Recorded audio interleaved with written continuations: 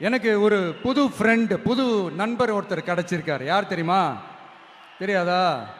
முதல்வர் அவர்கள் தான். இப்போ ஒரு நிருபர் ஒருத்தர் கேட்ட கேள்விக்கு, எனக்கு எதிரிகள்லாம் யாரும் இல்லை, அவங்க எல்லாருமே எனக்கு நண்பர்கள் தான் அப்படின்னு சொன்னாங்களே. அப்படி நாங்கெல்லாம் உங்களுக்கு நண்பர்கள்னா அப்புறம் ஏன் சார் கரூர் விஷயத்துல ஏன் மேல பழி தூக்கி போட்டீங்க?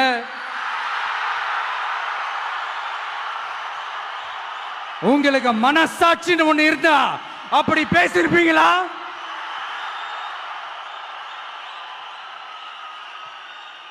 அப்படி நாங்களாம் உங்களுக்கு நண்பர்கள்னா ஒரு ஈவெண்ட், ஒரு ஃபங்க்ஷன் நடத்துறதுக்கு ஒரு இடமோ ஒரு பர்மிஷனோ ஏன் கொடுக்க மாட்டேன்றீங்க?